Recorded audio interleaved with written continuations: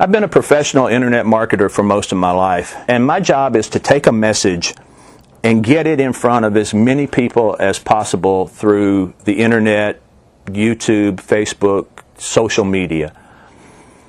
I feel like my job is to use the skills that I have developed over the years to bring the plight of the children of the Dominican Republic onto the screens of as many people as I possibly can.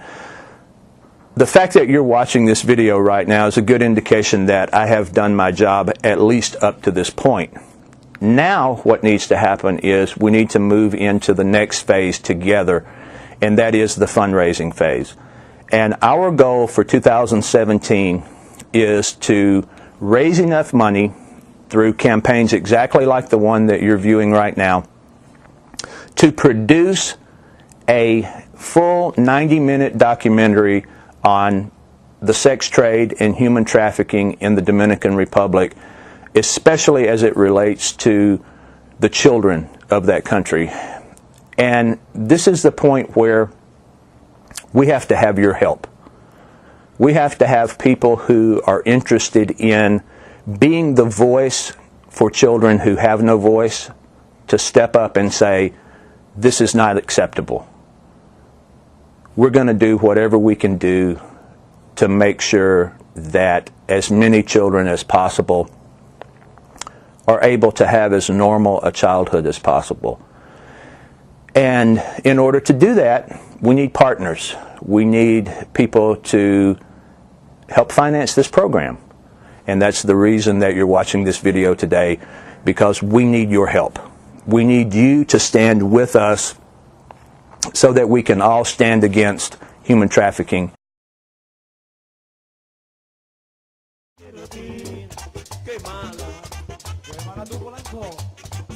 The Dominican Republic is a beautiful tropical island located in the Caribbean between Cuba and Puerto Rico. It has some of the most exquisite beaches and blue waters of anywhere you could ever imagine. But the children of the Dominican Republic are under attack. They're under attack from the seedy, dark side of this island. The Dominican Republic is the fourth largest country in the world when it comes to human trafficking and sexual exploitation of minors. In 2012, Roxanne and I were in the Dominican Republic, and she'd expressed an interest in finding a local hospital or orphanage so that she could spend some of her time working with the underprivileged children in that area. If I knew then what I know now, I think I would have been a lot more frightened. The devil is alive and well, and I think he lives in the Dominican Republic. He certainly put in a lot of time and effort into the destruction of these people. And it was through this visit that we happened to meet a pastor who was struggling to try and get a children's ministry program started. When you look at all the beauty in the Dominican Republic, it's really hard to imagine that there's so much darkness enveloping the country. I think it's really the worst kind of evil, taking away the innocence of children, taking them captive. They lose hope. Exploitation, human trafficking, the commercial sex industry, these people, these children are turned into slaves and forced to do the unthinkable. Child exploitation in ways we can't even imagine. It's horrific and unacceptable to me that 1 in 4 children are being prostituted on the beaches and streets of the Dominican Republic. It hurts my heart. I cry for these people that I probably never even know. We started out doing clothing and food drives.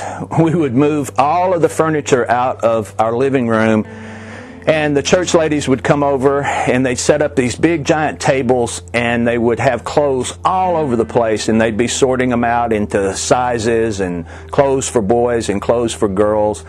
And then we would take all these clothes and we would pack them up into giant boxes, and Roxanne and I would take these things down to the Dominican Republic, and we would hand these clothes out to these kids, and it was just really awesome to see the love and appreciation on their faces when someone that they don't even know comes down and gives them gifts that they have absolutely no possible way to repay. And that was really the beginning of the work that we started doing down there through the feeding program and the clothing drives and stuff like that. It makes me scared and mad at the same time. I can't imagine feeling like you don't even belong to yourself. You're somebody else's property, and I cannot imagine sitting back and not doing anything. It was through these new relationships that we were building with other families that were in country that we became aware really of the seriousness of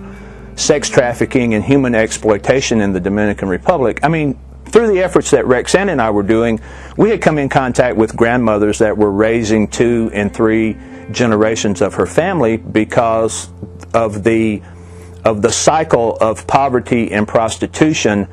Women in their mid-40s were raising her children and her children's children, and in many instances also raising the previous generation. But what really became apparent to us was these children in these impoverished areas are really at an extreme risk of being exploited because of the fact that they have had multi-generational prostitution in their family, and also the resources that are available to people in this area are very, very limited. There's a phrase we hear a lot in the Dominican Republic: you know work, you know eat. The enemy of our souls uses our weaknesses in an attempt to destroy us. In the Dominican Republic, he uses poverty as a springboard to launch his attack. When you live in such a state of poverty that you can't feed your family, there's no way out, tummies are hungry, there's no work, no husband, no father, well, I guess they do what they think they have to in order to survive. The sex trafficking industry in the Dominican Republic is fueled by several factors, probably the greatest of which is tourism. The Dominican Republic is accessible from the United States on an hour and 41-minute flight from Miami and just under 3 hours from New York. As disturbing as this sounds, men and women as well can get off work on Friday afternoon, hop on a plane, land in the Dominican Republic, and actually purchase a child for a weekend of sex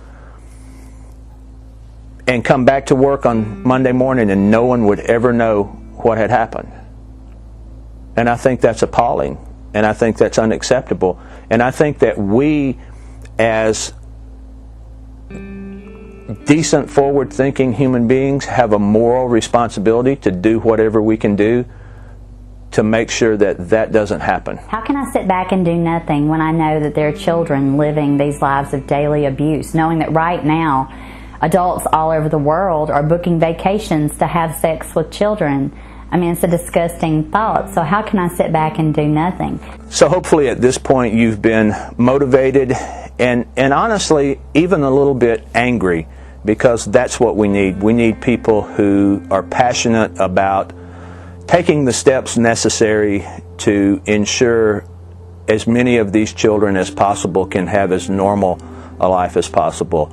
And up to this point, my wife Roxanne and I have financed our humanitarian efforts in the Dominican Republic about 95% out of our own pocket. We have had some very loving and generous supporters over the years, but at the end of the day, we've really hit a wall in terms of what we're able to do with our current support base. And that's why we're doing this. That's why you're watching this video, because it is at this point that we have to have partners. We have to have people who are interested in coming on board with us, and people who are ready to say, no more, this is unacceptable, and I'm going to do everything that I can do to make sure that at least one more child doesn't have to live a life as a sex slave. In the last few years, Jason and I have noticed an increase in the number of people God is stirring to become part of this movement. We wondered why. Why is God drawing so many people to serve in the Dominican Republic? Now I know why. It's going to take people from the outside, people who have resources, people who aren't surrounded by this delusion of hopelessness, people who aren't controlled by the sounds of their starving bodies. It's going to take people who are willing to stand up and fight, like David, against a foe mightier than anything they've ever seen. People who won't back down when faced with frightening manifestations of evil. Hopefully, we've touched you, we've motivated you, we have awakened you to a situation that, quite frankly, is tragic and unacceptable, and hopefully you'll be moved to participate with us. I certainly hope so. My name is Jason Collins. On behalf of my wife Roxanne and on behalf of Grace International Outreach, we thank you so much for watching this video. We ask that you, at a very minimum, pray for what we're doing down there, because we certainly need your prayers. Donations and sponsorship is really the fuel that will keep this engine going, and we need that. We need that desperately. And at the end of the day, whether you give or whether you don't give, we would certainly appreciate you sharing this video, because hopefully through that action, someone else can have an opportunity to become involved in this. Thank you so very much. Have an awesome 2017, and may God bless you in everything that you do.